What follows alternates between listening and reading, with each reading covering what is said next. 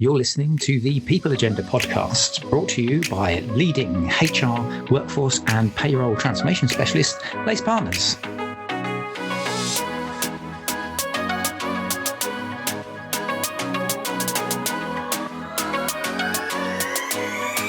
Good morning, good afternoon, and good evening, and welcome to the People Agenda podcast. It's me, Chris Howard from Lace Partners. Thank you, as always, for joining us. And today we are looking through the lens of strategic workforce planning, SWP, and specifically with an event which is coming up at the time of recording in just a few weeks. So we normally have quite a bit of a lead time when we run our podcast. Sometimes it could be 4, 5, 6 weeks between recording and when we actually go live. But because we have partnered up with an organization called the People Strategy Hub, who run the SWP Summit, we thought we're going to fast track this, and I'm going to get the founder on to talk to me a little bit about the conference, why he set it up. Lace Partners, as an organization, we are supporting it through a variety of different means as a thought leadership partners, and we're delighted to be doing so as well. But I'm also delighted to be welcoming Douglas Leach, who is the founder. Doug, how you doing? You all right?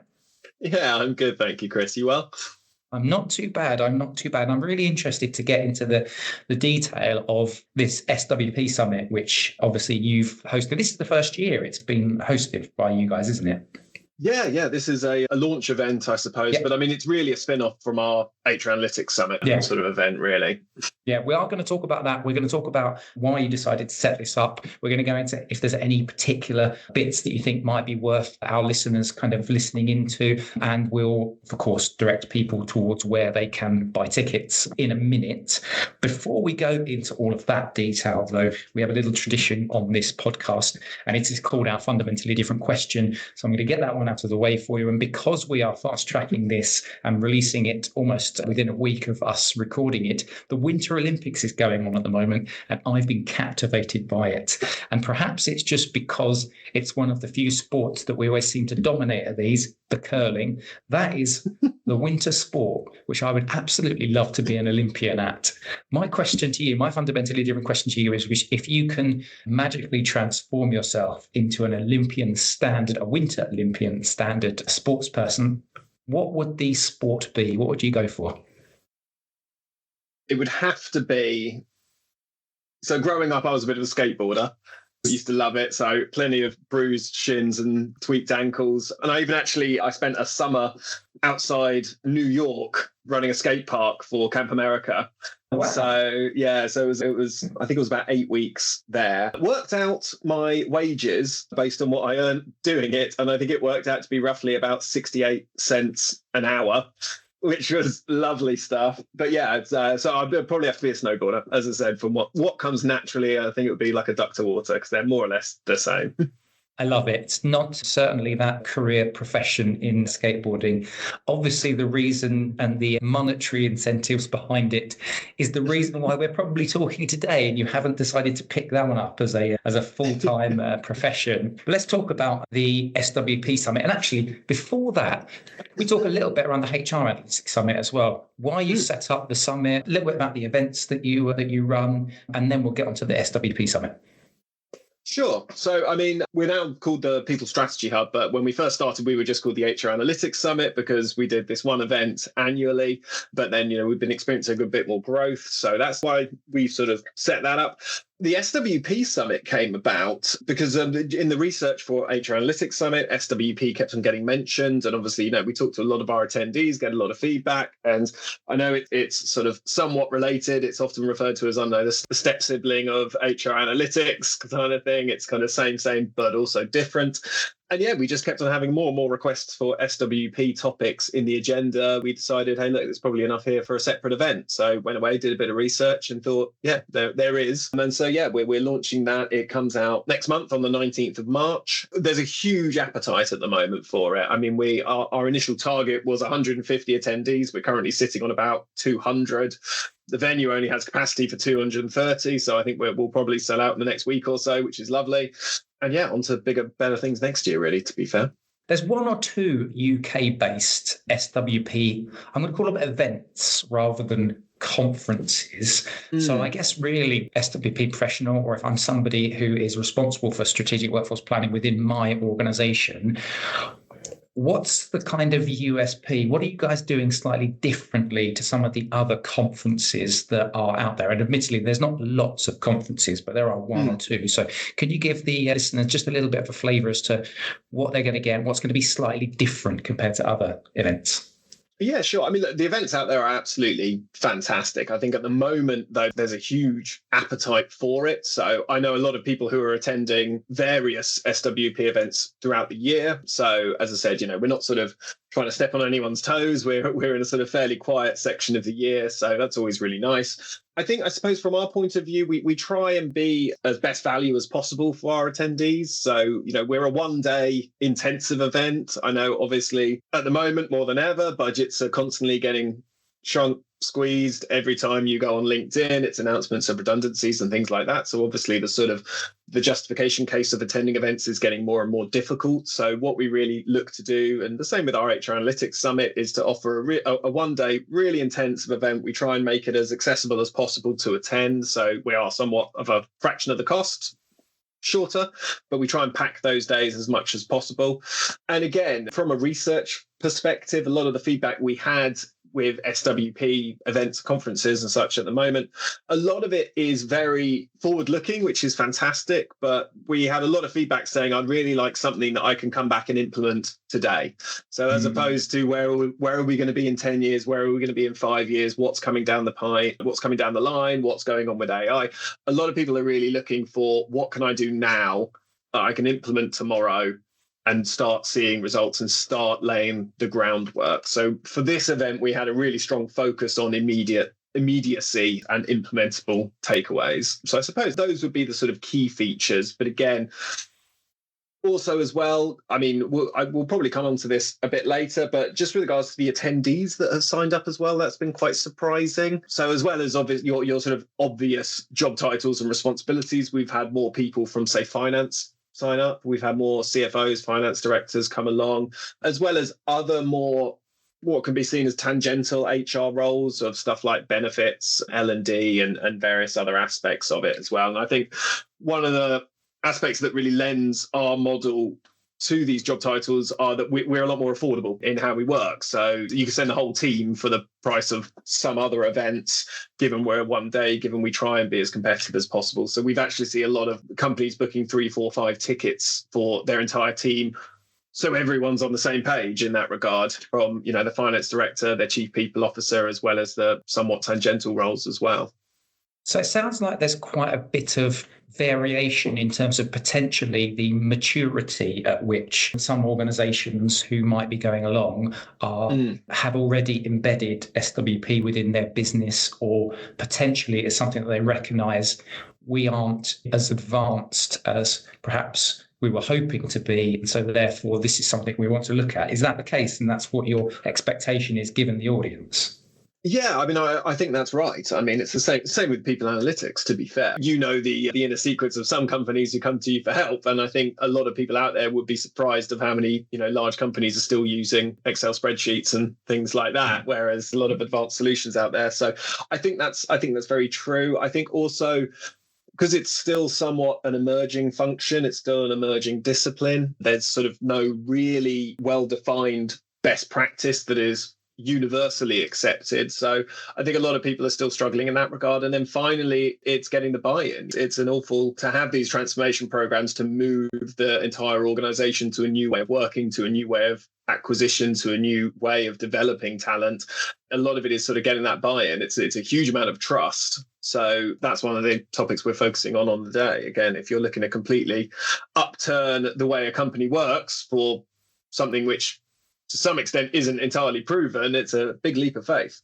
Yeah. I mean, I did want to get into some of the specifics around a couple of the bits, and you just talked about there's something that's proven, and there's a couple of pieces in there's a couple of sessions talking about proving the value and the ROI part. But is there a red thread, if you like, or a common set of themes that you've noticed have come up because of all of the different sessions, or when you've been speaking to some of the speakers and the chair people that you've got on board to help you to host this? Are there any kind of common themes that you keep seeing that you think will be, as I said, that red thread that runs through the conference itself?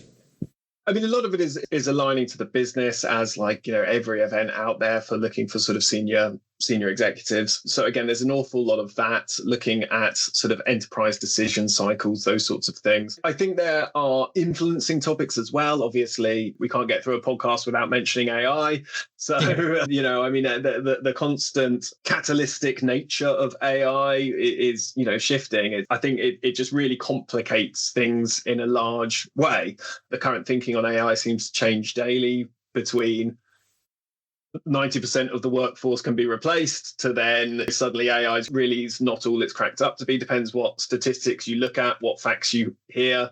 So I think that really complicates things. So I think it's, again, looking at a comprehensive overview of where SWP is at the moment, what the current best practice is, and really sharing what people are doing within their organizations. But I mean, the conference is also designed to be interactive. We've got a lot of networking time because I want people to talk to each other. As I said, for a topic such as this, there is no best practice. So I think it's really good for people to share experiences. And for instance, you and I have worked together on previous events with the SWP community. They're always interesting topics that come up, always lively debate on what people are doing, what they should be doing, and the results they're achieving. So I think it's a really fertile ground in that regard. And our agenda is designed to reflect that. Yeah. And there's a few bits I'd like you to just kind of maybe give me a minute or so on of just some thoughts on, if that's all right. Because I think what you mentioned earlier, which was really interesting, is the variation of the different types of professionals that are going to be there. And one of the pieces in your agenda, it's Mark Jackson, who's doing from Nationwide, who's doing the piece on influence and impact, building cross-functional coalitions for change. This idea of SWP being a business-wide issue, I quite like that. And I'd like just, if you can just do a minute or so on that, because I think that's important. And given the audience, the delegate audience you've got, perhaps that's reflective of it. The second bit, which I'd love just a view on, is, and it's mainly because it's something that we've done at Lace Partners. We had a campaign last year in 2025, which looked at becoming skills powered, as we talked about it, which is this whole idea about organizations really zoning in on skills, being skills based, redefining your workforce based on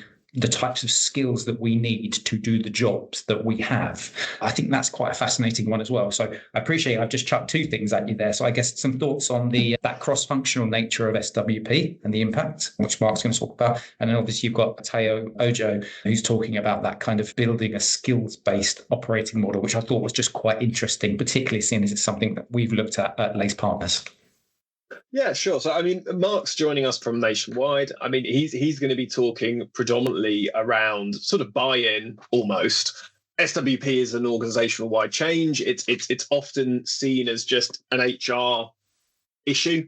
HR deal with it. But actually, if you're going to change the way that skills as a business are utilized and measured, as opposed to moving just from sort of standard L&D and recruitment aspects of it, it really requires buy-in from the top down. I think that's why we might be seeing a lot of people from finance coming along. Obviously, I mean, they're the ones writing the checks. So I'm assuming they want to know really what it's all about. And a lot of it with Mark is talking about sort of entering organizations and building partnerships within that organization. As I've already said, there is no sort of known, well-established best practice that is universally accepted in any way. And so I think it's really talking about getting credibility. I believe he's sharing how he launched various pilot schemes and then scaled up to have that sort of data on paper to show this is working, this is why we should roll it out. And so he's going to be sort of sharing various lessons, showing his battle scars and, tips and tricks on how to do that, really. As again, sort of, from approaching board members to say, we're going to need to change everything and it's going to cost a lot of money, all the way down to getting people who are actually going to be affected by it. Otherwise, Teo Ojo, they're from Alluvium. So again, they work predominantly as a consultancy. So again, they specialize in change and transformation. So I think he's going to be coming and sharing, again, similar common theme with battle scars running throughout the agenda. Again, I think we're looking for tangible results that people have. So again, he's looking at what it takes to operationalize sort of skills first planning at scale. So again, similar way, I think he's going to be performing an analysis on companies that they've worked with that have moved very early off the start. So, starting gun goes and they're straight off the line. And then sharing a little bit about trends they've noticed, learning from perhaps mistakes that others have made, sharing the quick wins that others have made, looking at sort of governance, workflows, architecture, how the business can better support these changes. It's a sort of nuts and bolts thing. So it's not big and showy, but every major building needs strong foundations. And I think he's going to be sharing a little bit around that. And then finally, again, looking at the change of pace for change as well, or looking at getting the appropriate change of pace, I should say. So again, looking at, there are times when you need to move quickly, work in a competitive world. We are very much a business, and so you want to be ahead of what your competition is doing, but then there's also running the risk of moving maybe too fast. And again, when you move too fast, you can lose the support of your cheerleaders within the business. You can get governance that becomes poorly defined, and you can frankly make mistakes. So again, I think he's going to be advising on what's an appropriate change of pace from the examples he's seen. Yeah, and also then linked to that, which again is a piece which I know Gergo's doing from Teva, which is called No More Guesswork, proving the ROI of workforce planning, like linked to that stakeholder buy-in, making sure that, as you said, we're not running too fast, but actually we're able to get the organization on board with some of the change that we're trying to embed. This idea of providing ROI, I think, is quite interesting. So I'd love to get just a minute or two thoughts on that, because I think that's going to be one of the big things. As you said, right at the beginning of this podcast, there's a lot of talk around, this is a business-wide challenge that organizations are facing to truly embed, their approach to SWP within their business. So delivering that ROI, being able to speak the language of the C-suite, improving that value, I think is really, really important. So is there just a minute or two you can give on that before we wrap up today? Yeah, sure. I mean, to be honest, I think most of the people from finance are coming to hear Gergo speak. I think maybe there is a bit of a communication issue with regards to internally within some organizations of basically HR and finance speaking completely separate languages. And so by having someone like Gergo come and share, formerly BT, now at Teva, relatively new there. So I know he's making some moves there and being an implementer of change. I think a lot of it is really, essentially, it comes down to a communication issue. So we talk about proving ROI, but a lot of that is linked in with stuff like risk. And again, HR are familiar with talking about performance and cost and things like that. That is all built into the DNA of various HR leaders. However, something like risk is relatively new. Obviously, we're all grown-ups, we're all relatively smart, but to talk about risk on a level that would satisfy a CFO, it's a very different discipline. So again, I think he's going to be talking about getting buy-in at the C-suite on various levels. But I mean, he's directly talking to the CFO here. So he calls out the CFO in his presentation, like basically how to build your case with data for the CFO. And again, one of the major things the CFO wants to look at is risk.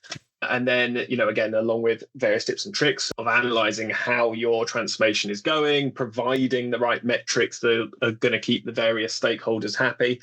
And again, that's part of what the ROI is, really. As I say, I think the key aspect there is the communication and especially something like risk. As I said, if you're completely reworking how an organization is structured, how it works on a day-to-day basis, how you are planning for the future, risk is going to be a fundamental part of that. And being able to communicate that to the CFO is going to be absolutely crucial.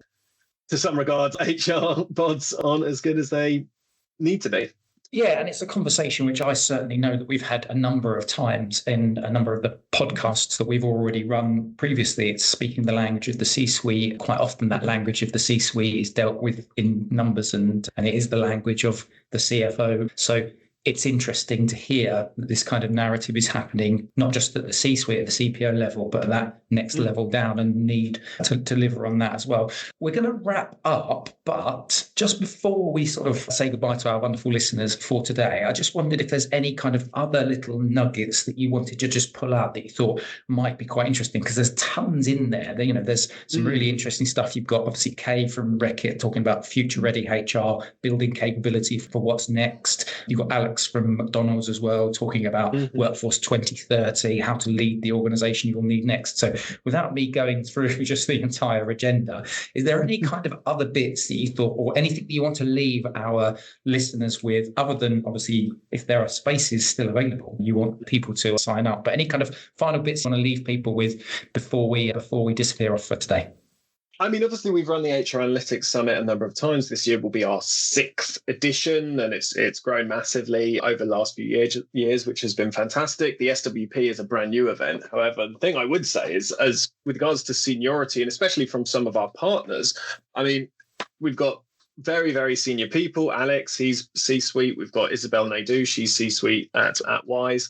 I mean, we've got 3 CEOs speaking on the agenda. We've got, Ben Zweig from Revelio Labs. We've got Oliver Shaw from OrgView. And then Taiwo, who we mentioned earlier, he's the CEO of Illuvium. We've never had that sort of level of leadership being live at the event ever, really. So I think one thing it does go to show is it's very much front of mind at the moment. So I think if there's any testimony as to whether you should attend or not, or any testimony as to the importance of the topic at the moment, I say that would be it. I mean, these are people who are coming from all over the world to be front and center for this event. And as I say, in my experience, I've never seen that many CEOs speak at an event.